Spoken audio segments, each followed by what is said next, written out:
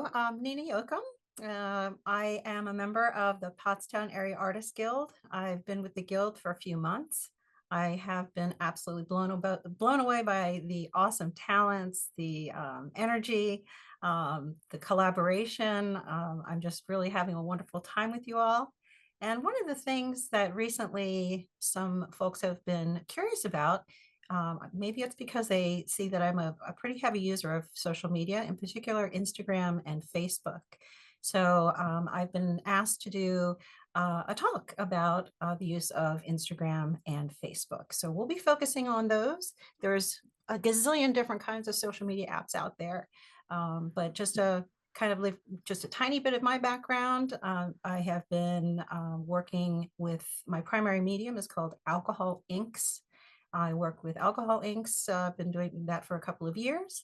I like to exhibit galleries, trade shows in and around the region, nationally as well. And I also very much enjoy teaching. I love to share my knowledge about Alcohol Ink. Um, I'm from Pennsylvania, Philadelphia, originally born and raised, and just really enjoy the 4 seasons that we get to enjoy here. Some of them a little too long, but depends on your preference. But without further ado, what I'll do is I'm going to go ahead and take my face away, which I prefer, and I'm going to have a presentation for you this evening. This is a PowerPoint presentation.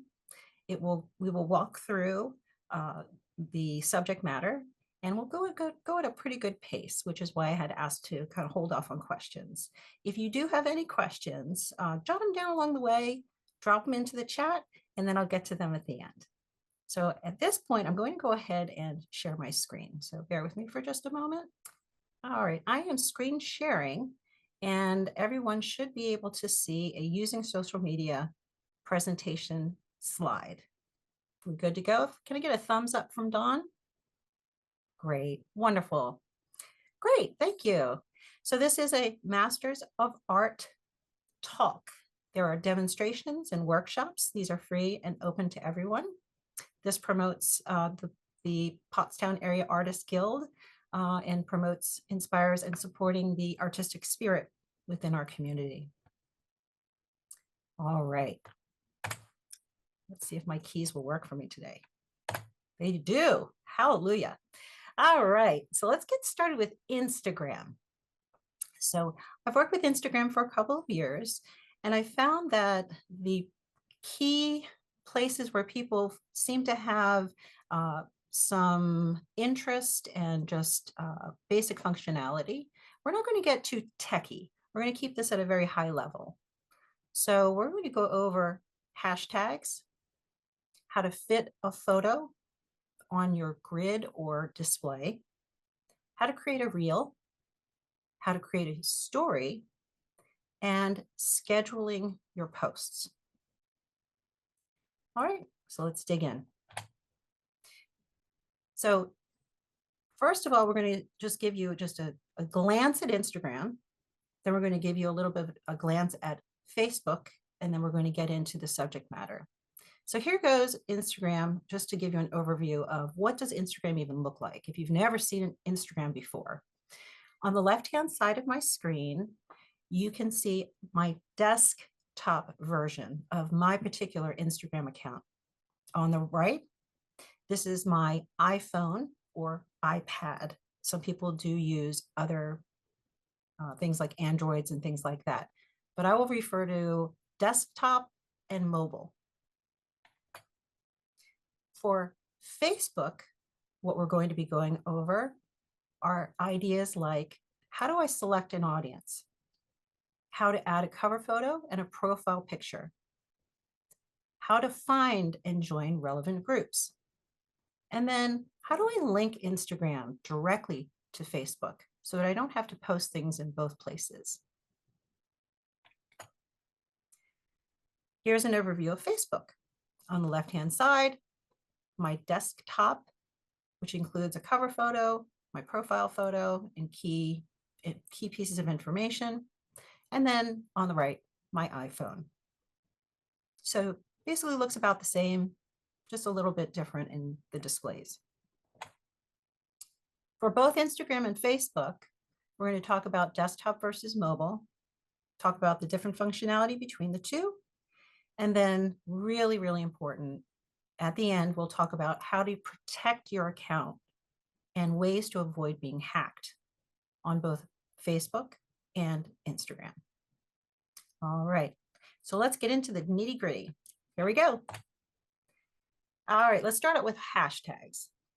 So hashtags, why do people even use a hashtag? Well, a hashtag is basically a pound sign and a word.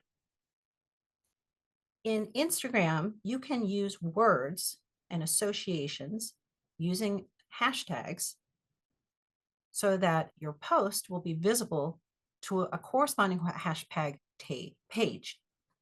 The post will be visible to people who follow that particular hashtag. The use of hashtags continues to change as Instagram changes. It used to be that people would say, you need to use 30 hashtags in every single one of your posts. Well, the algorithms or the functionality of Instagram, again, evolves and changes, sometimes to the benefit, sometimes not. But it used to be that we would have like a gazillion different hashtags. Now we try to keep it to probably about a dozen or so is a good rule of thumb. One thing to keep in mind is don't use very large, very broad hashtags, such as art or artwork. For example, if you try to post something with a hashtag of art, that's used 1 billion times. So no one's ever going to see that particular post. If you use artwork, that one has been used 22 million times. So try to avoid using very broad hashtags. The rule of thumb is to use hashtags that are in the large thousands, mid thousands, and hundreds. Also try to use a variety of different iterations of words. It's amazing how creative people will get. For example, recently I posted a picture, a painting of a cornflower. So I used cornflower, cornflowers, cornflower blue, cornflowers with a blue heart, and cornflower white. And as you can see, I'm following my own rule of thumb, using thousands, smaller groups, and smaller groups. Another important point, do not use spaces between words in your hashtags. I very frequently see people who will put hashtag or pound art space work. Well, basically what you've done is you have now hashtagged art and work is completely out of the picture. So don't put any spaces between words in your hashtags.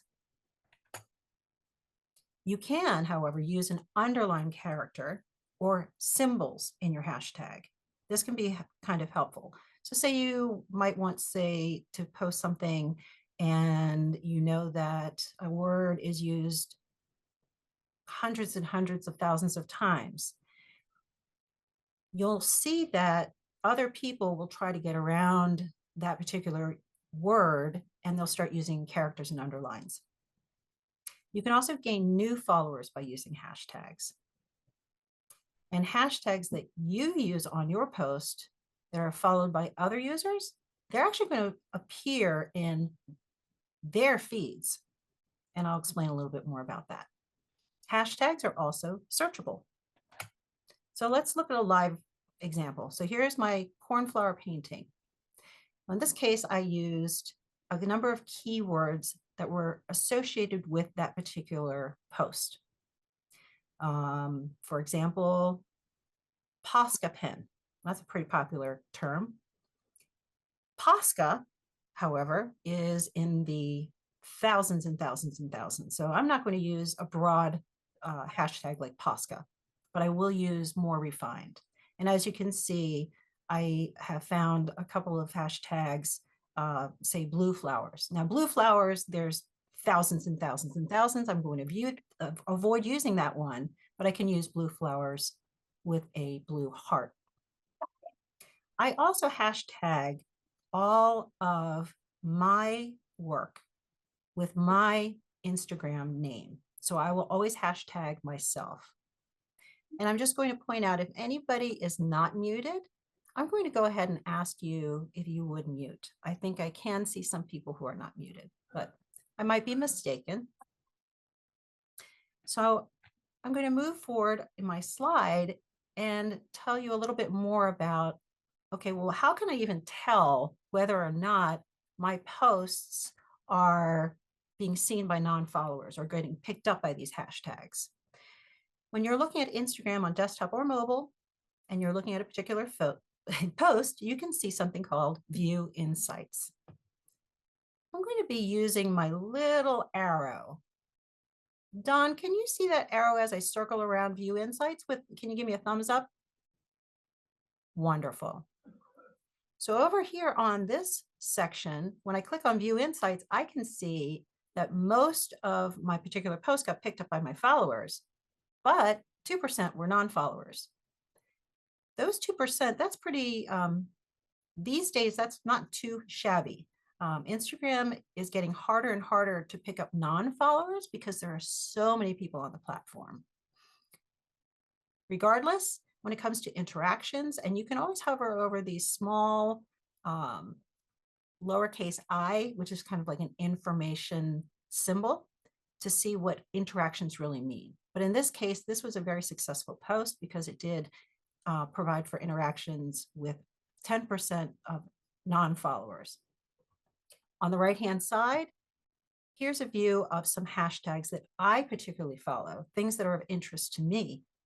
I do a lot of organic, botanical type work. I'm interested in leaf art. So I want to see in my feed any instances of other people who might have posted something about leaf art. Same thing with Bridget Meyer Gallery. I'm very curious to see what's going on at that particular gallery. So I can myself save and follow hashtags. All right. That's everything with hashtags. Let's move on to fitting photos. Fitting photos is a little bit different depending on whether you're looking at your desktop, your iPad and phone, iPhone or Android. Desktop and iPad are pretty much rectangular, and then an iPhone is square. Instagram used to be square. Maybe 9 months ago or so, less than a year ago, all of a sudden, everything came in rectangular. I have no idea why. It just started happening. So things change and kind of roll with the punches. So as you can see on, say, this piece right here, it is not perfectly square. It's longer. This photo as well. And then when I'm looking at my iPhone, it is square. So what do we do about things that are getting cropped or truncated? You can actually, when you create a post and say you wanted to post a picture or a painting of your own, and you wanted to make sure that it was in the right format, you can create, change your settings. You can make it square, portrait, landscape, and then you can even use a slider that will zoom in and out. And once you've made those changes, you just say, okay. Here's an example of where I've posted something, and this was actually for the Guild, and it was our online gallery. The Guild does a fantastic job of providing these wonderful templates, and they're squared. But when I look at my desktop, that particular post appeared more rectangular, and things got cut off. So in this red box here, you can see that I've really got things cut off when I'm looking at the grid or the view. So what I can do to adjust that, I'll click on the 3 little dots on my post. I will adjust the preview, and I can click on something called Fit. When I click on Fit and then click on Done, now you can see that rectangle has now become a full square, and I can see all of the information on that particular post on my grid. Okay, let's move on to creating a reel. What's a reel? Long and short, it's just a mini video. The algorithms used on Instagram, as I mentioned, they're constantly changing. So it used to be that you could just post, post, post, post, post. And then all of a sudden it was like, no, no, you need to mix things in with reels. You've got to be doing all these reels all the time. Well, mix it up a little bit. You'll get more views, more follows. Reels used to be limited to 90 seconds, but now they can be as long as 3 minutes. What caused that to happen? The potential loss of TikTok. People can go on and on and on TikTok. Instagram realized that and said, we're going to go ahead and change it to 90 seconds. Now we're going to make it 3 minutes. Regardless, we all have short attention spans. So are we going to sit down and watch a reel for 3 minutes? Maybe, but it's really best to keep your reel to about 30 seconds. Even 15 seconds is better. If a reel that you've seen on Instagram, if it has been saved as downloadable, you can actually download and share someone else's reel on your Instagram.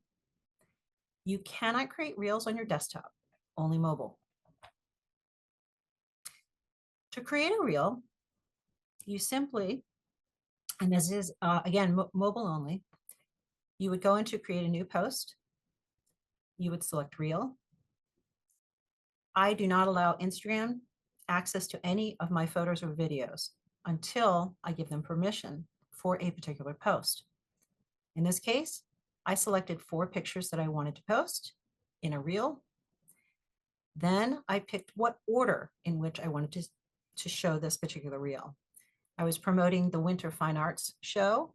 I had 3 pieces in the show. I selected those. Instagram will automatically sync your photos and will suggest an audio track, which is really kind of cool. So it saves you some trouble. Once you have everything lined up, you can select next. There are a ton of little techie things going on in here. Don't worry about all of that. Just some other things. You can change the music, you can make things longer, shorter, et cetera, et cetera. But really important, if you're keeping things simple, you'll want to make sure that you click on edit cover, because you will want to be able to pick what your cover will look like. You can pick something from that particular reel, or you can even select a photo from your reel as the cover, or you can add it from your camera roll.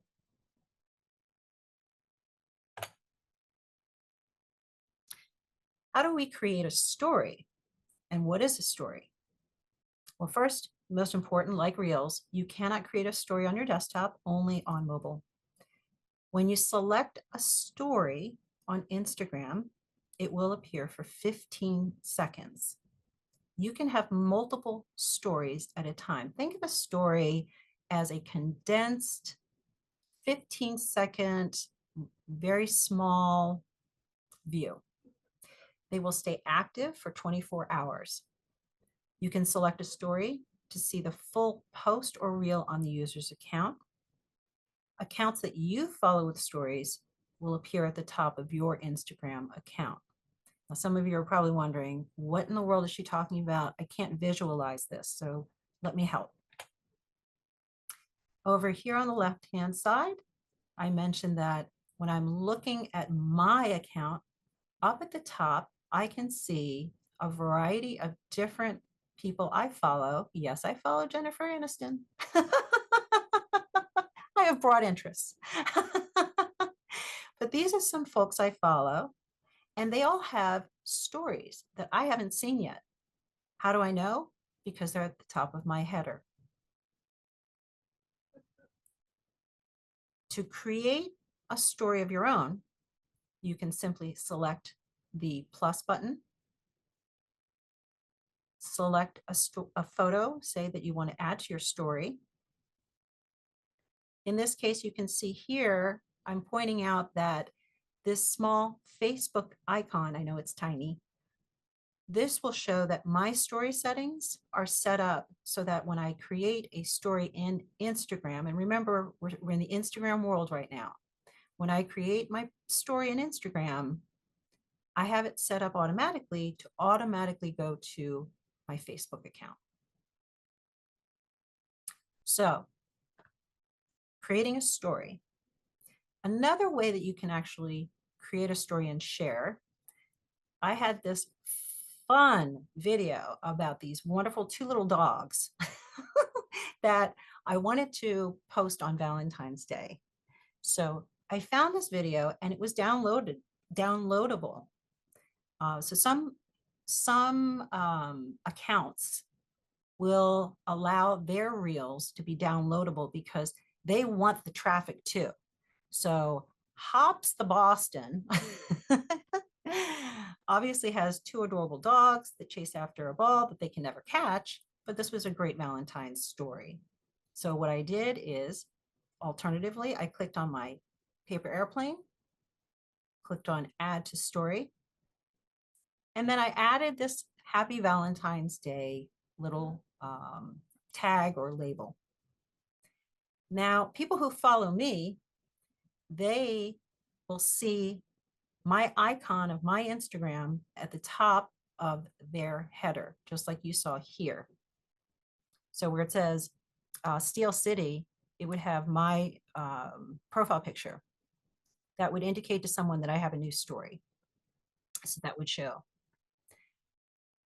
When they're looking at that story, they can click on Watch Full Reel. If they click on Watch Full Reel, they'll go to my main account and they can see the entire video or reel. That reel is about 1.5 minutes long, but that is very, very good time well spent. Another thing you can do, for example, one of our members, Ivy Egger, she has a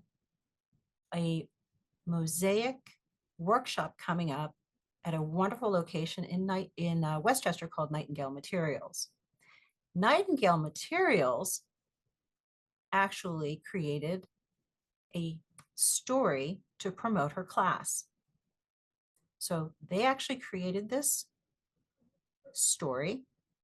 They added their own label and embedded a link that goes directly to their website, to their classes, so that people can easily sign up. How do I know how well this works? Because her workshop is getting ready to sell out. So I know that it's actually working because Nightingale has made it so easy for people to be able to just click, learn more, and book their spot. So it's a really effective way to promote something that might be going on in your world. If you ever want to talk offline about any of these things, you can always do so with me. All right, let's talk about scheduling. Some people have this great question to ponder. When is the perfect time to post on Instagram? 24/7. You're going to get different answers from different people. It is going to depend on a variety of factors, things like your time zone, who your audience is. Some people have said, oh gosh, the perfect time is between 6 a.m. and 8 a.m. because everybody's up and having their coffee, getting ready for work, and maybe. But there are a lot of other people who are not doing something at that time, and maybe they're doing it at 10 o'clock. Regardless, whether you're very organized or unorganized and want to stay ahead of your posts, you can use this awesome scheduling feature. I use this feature all the time. For example, I will sit down at the end of the day, I'll think about what I want to post for the next day, and I will schedule it. This feature is only available on mobile. So how do we do this? You're going to create a new post, and then again, mobile only. You're going to create a new post, and then here where you see tag people, add music, etc., you're going to scroll down forever to the very bottom to this advanced settings gear icon. When you click that icon, you're going to toggle this to schedule this post, and then you're going to get this date and time where you can select specifically what date in the future or that day at any particular time when you would like your post to be scheduled to appear to your users. and to appear on your grid or on your display. I always double check. Once I've scheduled, I make sure that it's AM. So I always post my, I'll trip this up every so often and throw in a 7 a.m. or an 8 a.m. But this makes it appear that I am bright-eyed and bushy-tailed at 7:30 and organized every single morning when I schedule my posts. But they've already been scheduled, so all I have to do is kick back and let them roll. I have to double check this myself because I will put PM and then I'll wonder in the morning, why is nobody paying any attention to my post that I just did? Well, that's because it hasn't gone through yet. So you can always go back in and change the settings on your scheduled post to reschedule or share now. All right. So we've spent our first 20 minutes, 25 minutes walking through Instagram. Now we're going to dig into Facebook. We're going to talk about selecting an audience, how to add a cover photo, profile pic, how to find and join groups, and then how to link Instagram directly to Facebook so that you don't have to do posts in two separate places. So selecting an audience, you can choose the audience for your posts. You can make that setting universal, or you can change it for one post at a time. Some of those audiences are things like friends, friends accept, only me, specific friends, custom, and close friends.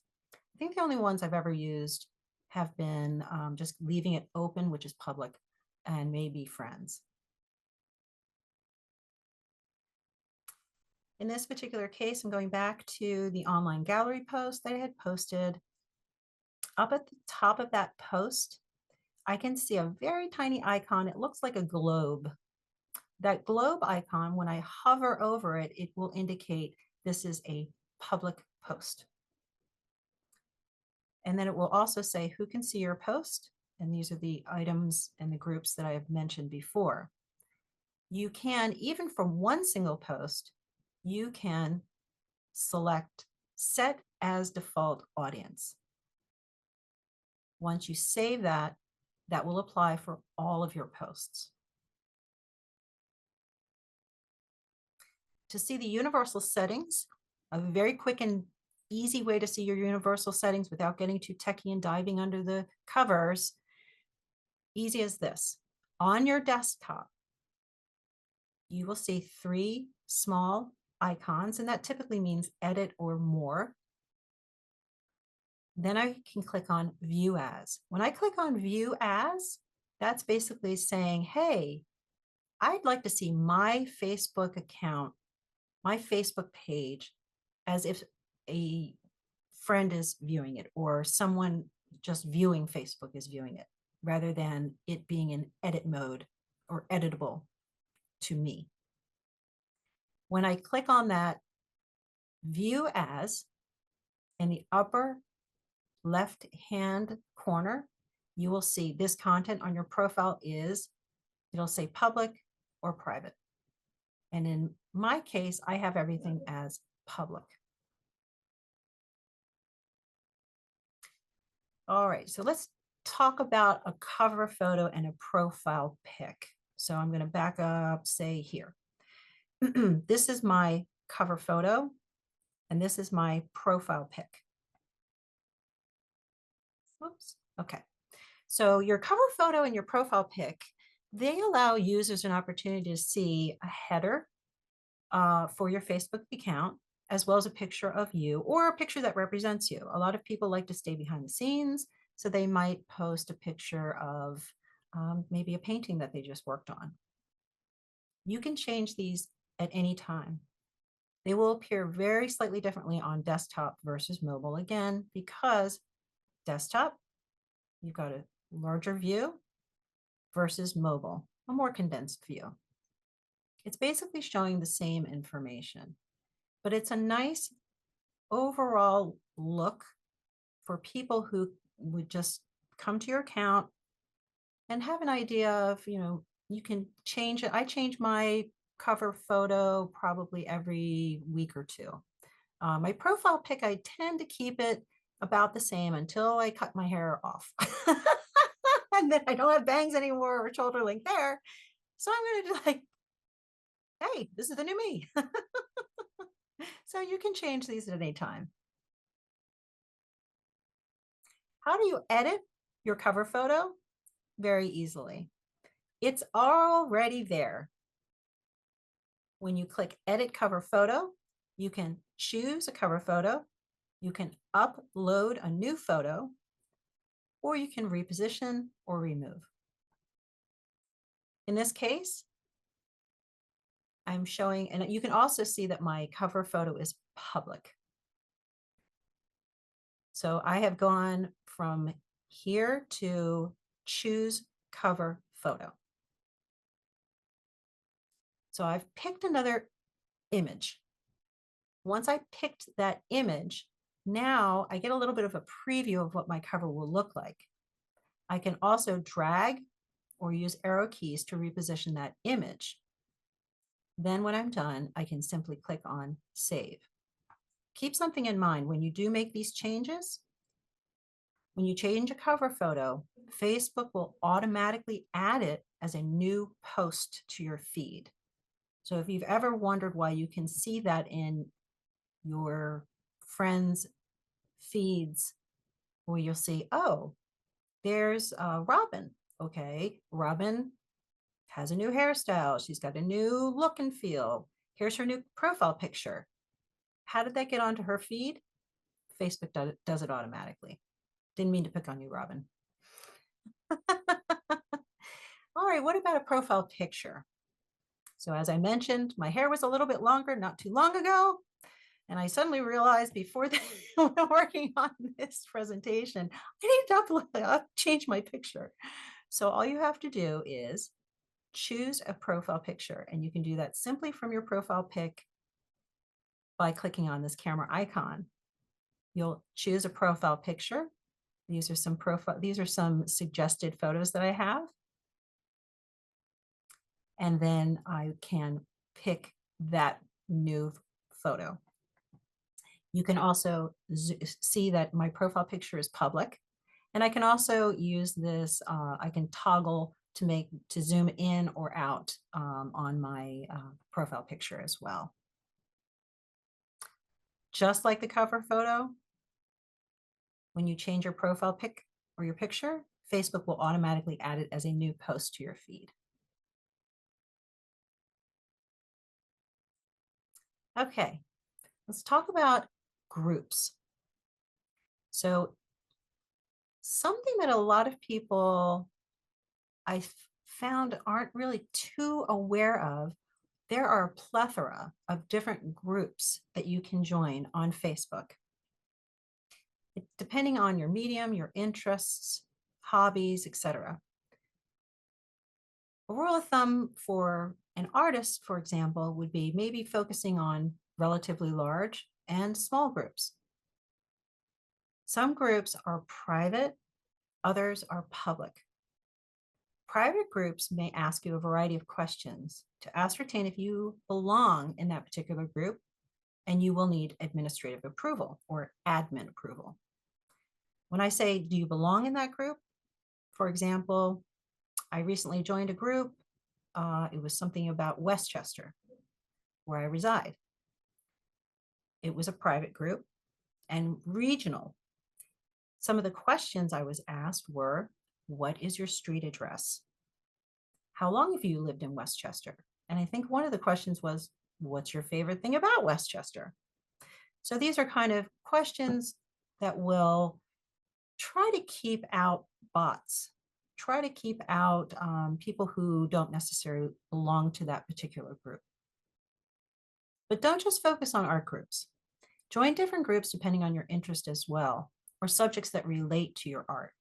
You would be amazed how many groups are out there that you might even at some point have joined and then might have an opportunity to talk about your art. So how do we do this? Well, I'm going to show you some of what anybody can see on my account. So right now, if you went to my account and I'm looking at my desktop, and you went to more, you could go to this category called groups. There you can see public groups that I belong to. These are groups that either I found to be interesting, a friend has joined, Downingtown Life, a friend of mine lives in Downingtown. I saw that they had posted in Downingtown Life and I was like, ooh, it's public. Let me check it out. So I joined those groups. Private groups are private to you. No one will see those. Only public for public. It will be public facing.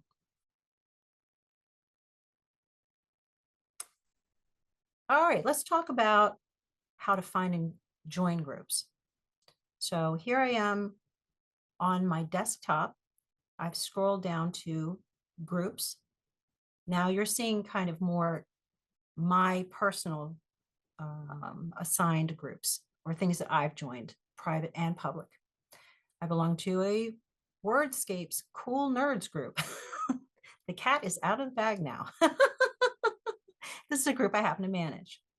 But other things on here are things like groups I've joined. How active are these groups? Well, I can see Downingtown Life when I made this screenshot, it was active 12 minutes ago.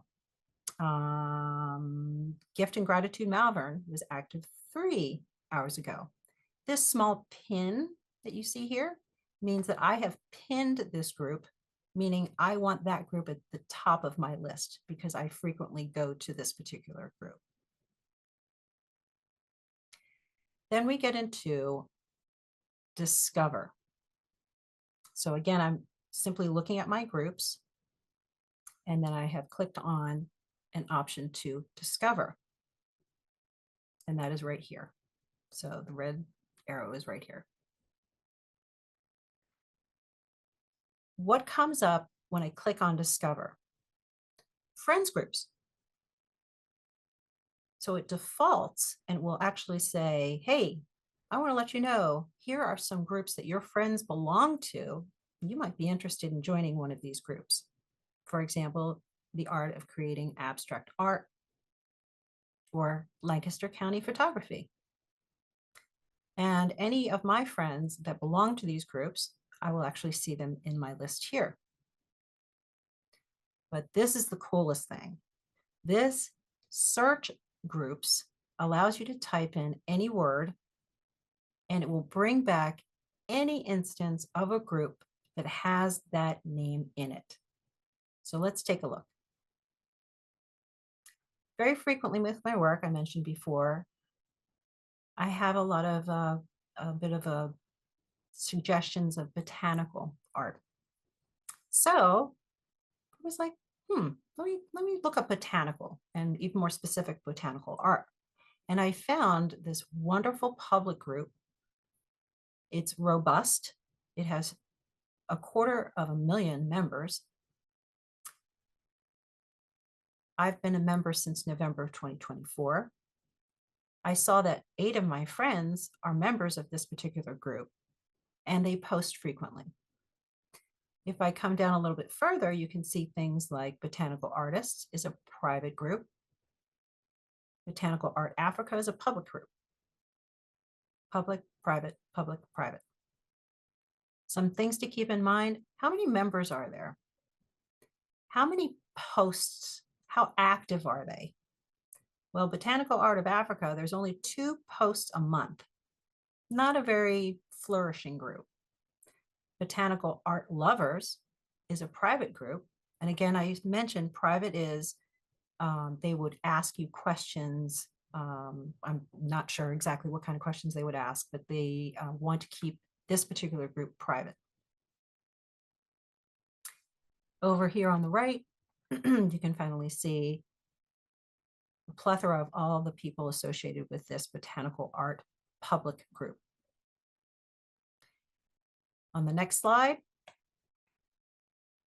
I wanted to see which of my friends are associated with this particular group. And also, just to keep in mind, groups have a variety of different things that they can actually post. There will be details about the group There will be discussions or posts, featured information, people who are associated with the group, any events that are associated with the public with this group, and any media or files. So this group, I now belong to it. There are admins and moderators. I know one of them is a friend of mine because there is no add friend next to her. And then I wanted to see, well, heck, who are all these people? Who are these lovely friends of mine who are following this particular group? And I have actually seen some of their artwork on this group. You can also find a member. So say you were trying to see the Pennsylvania Academy of the Arts. Is this group named Pennsylvania Academy of the Arts a legitimate group? I know someone who says that they're on this group. So I'm going to check and see, are they really a member or is this maybe a fake group? So there are a number of things you can do to kind of check the quality of groups. And you can use that find a member. New people and pages who join that group will appear there. So once you have joined a group, you might consider adding a post. Well, I joined Botanical Art not just to see wonderful botanical art, but also to share some of my artwork and maybe get some feedback or gauge interest.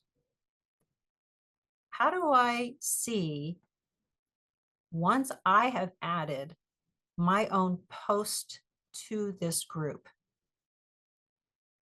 how will I be able to find that post? Is it like somewhere really, really far down in the list? Probably. This is a very robust group.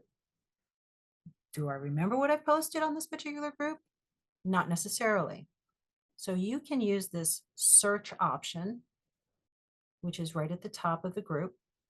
When you click that magnifying glass, you will then get to explore this group, and I can click on my name and see your group activity.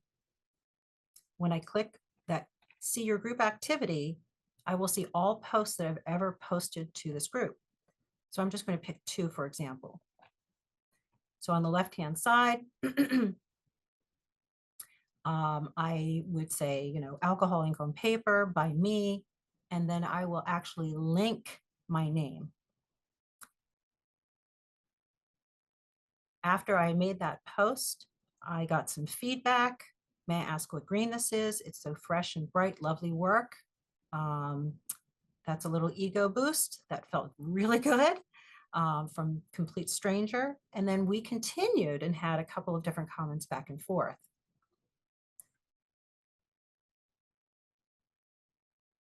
You can also put details. You can be more specific, less specific. However, whatever information you'd like to include, you can add that on your particular post. So again, this is an opportunity to share your artwork with other people.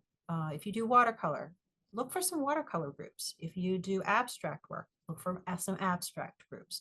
You can join and leave groups at any time as well. Okay. All right. We're at about quarter after, so we're moving at a very nice pace. We're going to finish up with linking Instagram to Facebook, and then last but not least, how to avoid getting hacked. You can easily link posts from Instagram to Facebook, both on desktop and mobile.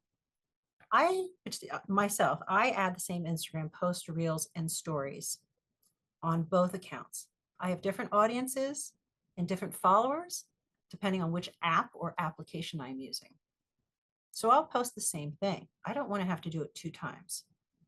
You can also change your settings in Instagram to push a post directly to Facebook, or you can choose them individually. So in this case, I had this lovely painting that I purchased from a fabulous oil painter and dear friend. I wanted to share this Instagram. This is Instagram. And I wanted to share it to Facebook. I clicked on the 3 dots, more options, and I clicked on share to.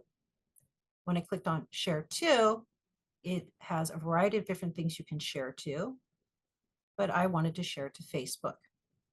Once I click on that, it automatically opens up my Facebook and creates a post. It is going to default into my feed or my main grid. My default is public. And then I can add some descriptors in here if I want to, or I can just simply click on share. There's another way you can go about this. I think this is from desktop. If you're on your mobile, there is, and you're looking at an Instagram post, there's a paper airplane icon. When you click on that paper airplane, you can get these options, share to, and in this case, Facebook. And again, it is doing basically the same thing. I think it's important to note that I think I addressed that. This is even one more way you can post this. You can also, instead of going to that paper airplane, you can go to the three dots, share to Facebook, share. You're doing exactly the same thing, just different ways to come at it. Here's something very important to note though. When you do link from Instagram to Facebook, when a user clicks on that Facebook post, they're going to be redirected to Instagram. So let me repeat that. If you've linked from Instagram to Facebook, someone clicks on something on that post on Facebook, they're going to be redirected to the Instagram post. All right. I think I just went over that. Oh, good. I had a slide about it. I didn't even remember that. So that's great. Now you have all the details. All right. Protecting your accounts. Okay. I promised I wasn't going to get too techy. So I'm going to keep this at a pretty high level, but we're going to go through it relatively quickly. I will point out this slideshow will be available, not just the video that will be added to the Masters of Art on the website, but this slideshow will also be available for you. So you can hold on to this information as well and review it at your discretion. Okay, how do you avoid getting hacked? We're going to start with settings and privacy. Here we go. We're on Facebook. I'm on Facebook. I clicked on my profile picture. That takes me to my account. I click on settings and privacy. Once I get to settings and privacy, you've got a lot of stuff going on here. Let's keep it simple. You can click on privacy checkup and default audience settings. Let's start with privacy checkup. Privacy checkup is something that Facebook does that helps you understand exactly how to go about keeping your account secure, who can see what, how people can find you, and all of your data settings on Facebook. My current setting happens to be custom. I went through and I kind of, with a fine-tooth comb, really wanted to make sure that my settings were locked down. So I went through and did a custom current setting, but you can change those. Also, in these custom settings, you can see things like who can see your post. I set it to public. Who can see my stories? Public. Who can see my reels? Public. Do I want to allow other people to share? And this is all things that you can set yourself. Also on this account center is password and security. This is very important. Password and security. I have a Facebook account and an Instagram account. They're both owned by Meta, so they're now all in the same account center. Whatever changes I make, I can make them to both profiles. Here's as techy as I'm going to get, ladies and gentlemen. Two-factor authentication. Basically, that's a long way of saying safety. This will ensure that even if someone got your password, and by the way, please be careful with your passwords. Please do not reuse your passwords and use the same password with every single app you use. That's just my 2 cents. Two-factor authentication will make sure that even if someone has your passcode, they cannot get into your account. Review this information at your discretion, but basically it's saying it's going to do an authentication. It's recommended. It's even going to show you using a QR code exactly how to copy and enter your keys. My keys, I've hidden them because I don't want you to see my keys. But these are unique keys to my accounts. And I can keep those safely.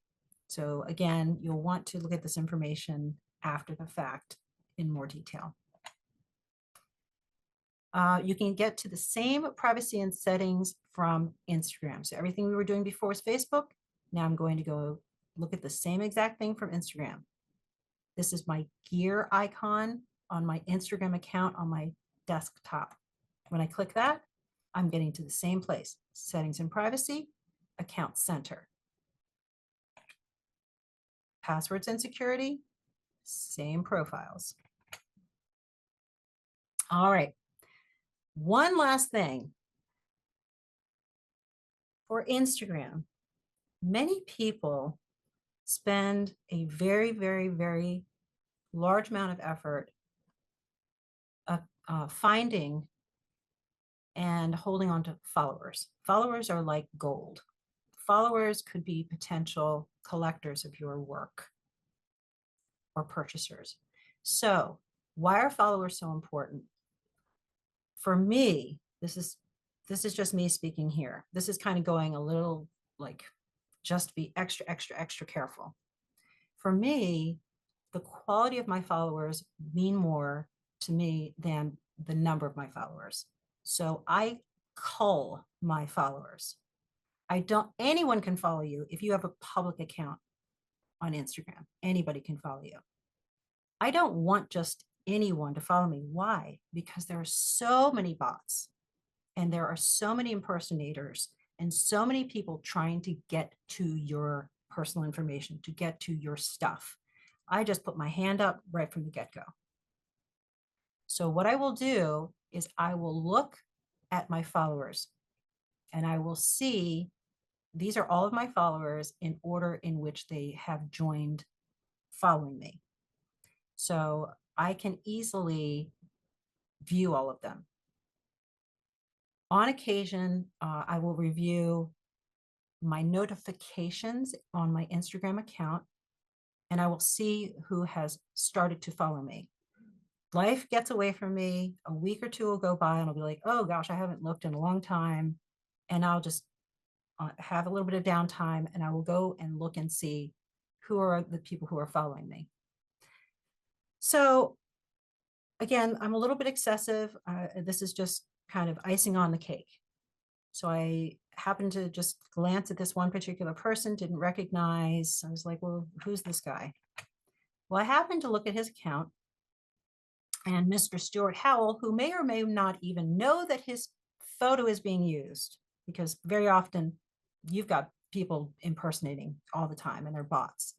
How do I know that this is like a junky account, a bot, or somebody who's just taking up space?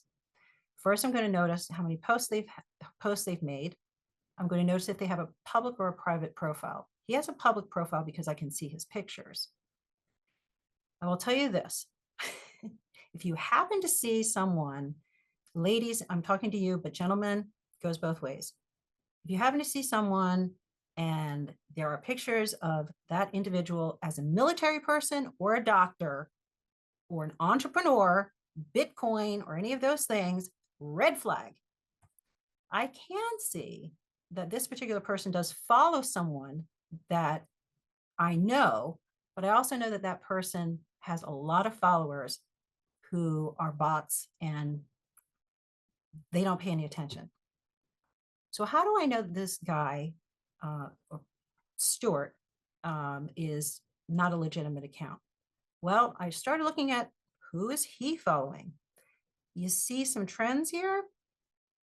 I'm starting to notice that Stuart is on the prowl. So I don't want any of that nonsense going on. So I will simply block him. Now, keep in mind, you could report if something is untoward. You could restrict, but my rule of thumb is I want to block. Once I've blocked, note, they won't be able to bother me. They won't be able to find my profile or content anymore. They won't be notified that I blocked them. And you can unblock them at any time. Block. How many have I blocked over the past 3 years or plus that I've been using Instagram? Almost 2,000. But again, I can go back and unblock if I want to.